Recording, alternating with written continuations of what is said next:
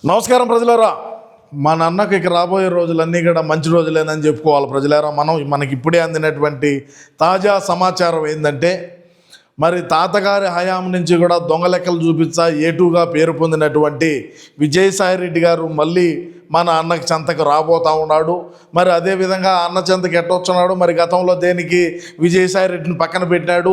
151 సీట్లు వచ్చేదానికి ప్రధానంగా అంత క్రియాశీలకంగా పనిచేసినటువంటి విజయసాయిరెడ్డిని గతంలో దేనికి పక్కన పెట్టినాడు, ఇప్పుడు దేనికి మళ్ళా అన్న దగ్గరికి పిలుచుకొని మళ్ళా జరిగిపోయినటి అన్నీ సరైన పొరపాటు జరిగిపోయిందని మళ్ళీ మన జగనన్న చెప్పడం, తద్వారా అన్న మన విజయసాయిరెడ్డి కూడా ఒకరోజు మళ్ళా కరిగిపోవడం, మరి సజ్జలను బయటికి పంపించడం పైన మన పార్టీలో అంతర్గతంగా బ్రహ్మాండమైనటువంటి చర్చలు జరుగుతూ ఉన్నాయి. సరే, మా చర్చలకు ఏంది విషయం, ఏంది కార్ఖానీ అనేది మనం ఒక చిన్న వీడియోని విశ్లేషణ చేయాలి. ఎందుకంటే విజయసాయిరెడ్డికి ఢిల్లీలో బ్రహ్మాండమైనటువంటి పలుకుబడి ఉన్నది. రాజ్యసభలో ఉండేటువంటి వ్యక్తులందరూ కూడా మనోడికి బాగా తెలుసు.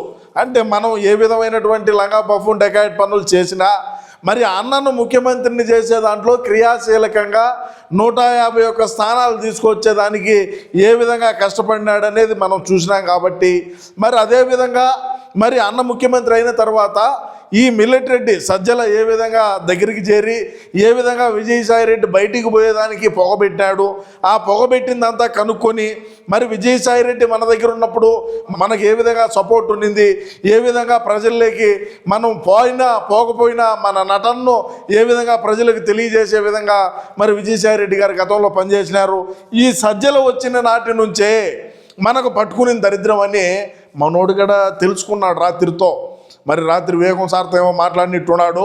మరి ఎవరితో మాట్లాడినాడో ఏం చేసినాడో మొత్తానికి కనుక్కొని దాంట్లో నుంచి బయటపడటం జరిగింది.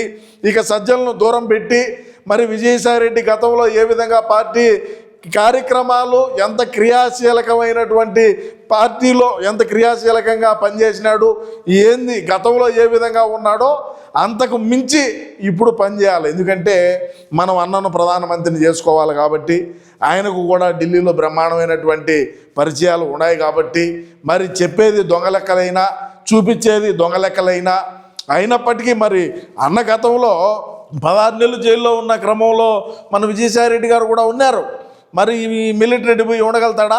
ఉండలేడు. ఎందుకంటే ఈ యొక్క సజ్జలకు ఏం కావాలరా అంటే కావాల్సింది డబ్బు, అదేవిధంగా అధికార దుర్వినియోగం ఏ విధంగా చేయాలి, అధికారాన్ని అడ్డం పెట్టుకొని ఏ విధంగా లుచ్చా పనులు చేయాలనేది మాత్రమే ఈ సజ్జలకు ఒకటికి తెలుసని కూడా నేను ఈ సందర్భంగా తెలియజేసుకుంటూ, బ్రహ్మాండంగా ఇక రాబోయేటువంటి రోజుల్లో మన అన్నగారు ముఖ్యమంత్రిగా అయిపోయింది.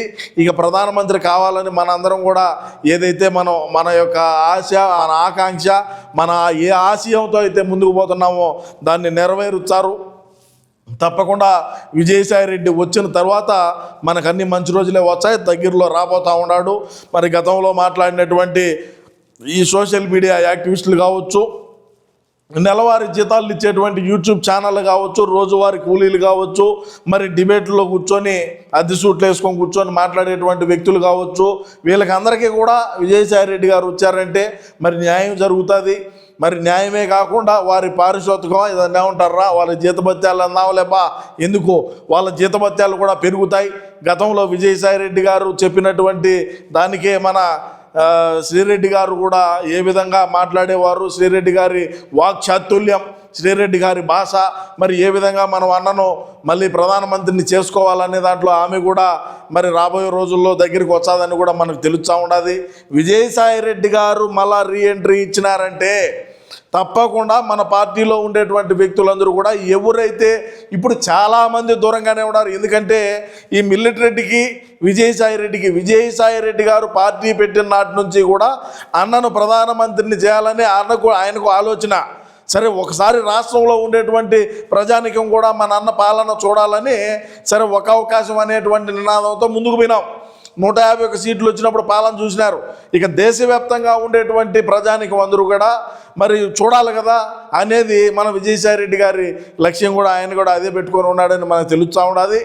ఏది ఏమైనప్పటికీ మన పార్టీకు, మన అన్నకు మరి అదేవిధంగా మన విజయసాయి రెడ్డి గారి వెనకలు ఉండేటువంటి వ్యక్తులకి అందరికీ కూడా మంచి రోజులు వచ్చినాయనే చెప్పుకోవాలా. ఇంకా రాబోయేటువంటి రోజుల్లో ఒక్కొక్కరుగా వెలుగులోకి వచ్చారు. ఇంతకుముందు కనుమరుగైపోయినటువంటి వ్యక్తులందరూ కూడా పెయిడ్ యూట్యూబ్ ఛానళ్ళు, అదేవిధంగా కొంతమంది పెయిడ్ ఆర్టిస్టులు, అదేవిధంగా కొంతమంది ఇన్ఫ్లుయెన్సర్లు, వీళ్ళందరూ కూడా రాబోయే రోజుల్లో విజయసాయి రెడ్డి గారు ఒక్కసారి అన్నను కలిసిన తర్వాత ఇప్పుడు అంతర్గతంగా లోపల చర్చలు జరుగుతూ ఉన్నాయి. నేను ఏమీ చేయలేదు తండ్రి మహాప్రభు అని సజ్జలన్నిట్టు, శాస్త్రాంతంతా ఈ సజ్జలేనని విజయసాయిరెడ్డి చెప్పినట్టు, మనకు 151 ఆనాడు వచ్చినాయి. మనకి ఈరోజు మనం 5 సంవత్సరాల పాటు పరిపాలన చేసినాక ప్రధాన ప్రతిపక్ష హోదా కూడా లేకుండా పోయేదానికి కారణమైంది ఈ సజ్జలే కదన్నా. నేను నీ దగ్గర ఉన్నప్పుడు ఏ విధంగా నిన్ను నేను ఒక రక్షణ వలయం, నీకు చుట్టూ ఒక రక్షణ వలయంగా మారి నిన్ను ఏ విధంగా నేను ప్రొటెక్ట్ చేసుకుంటా వచ్చినాను. మరి ఈరోజు నిన్ను రోడ్డున పెట్టినారు, రాయితో కొట్టినారు. కనీసం ఆ రాయి ఏమన్నా గట్టిగా తగిలిందా? లేదు ఇంకా డ్రామాలు ఆడినారు, ఏమన్నా జరిగిందా? సిద్ధం సభలు పెట్టినారు, వాటిలో ఏమన్నా మేలు జరిగిందా? మనం ఎక్కడా కూడా అన్ని అటర్ ఫ్లాపే అయినావు తప్ప నన్ను దూరం పెట్టినారు, మీ ఇష్ట ప్రకారం చేసినారు. ఈరోజు మరి ఈ స్థాయికి దిగజార్చడానికి కారణం సజ్జలేను.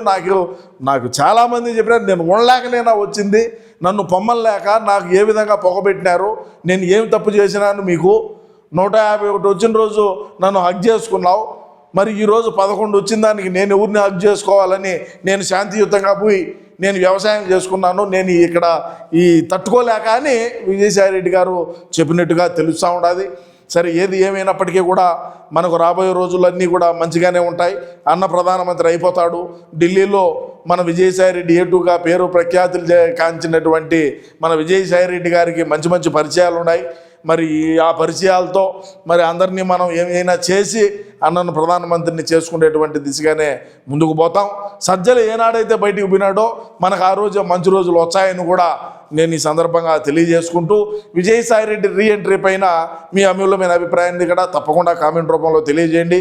మనం ప్రతి ఒక్క కామెంట్ను కూడా పరిశీలన చేసి మరి అన్నకు కూడా పంపించేటువంటి కార్యక్రమం చేద్దామని చెప్పి తెలియజేసుకుంటూ నమస్కారం.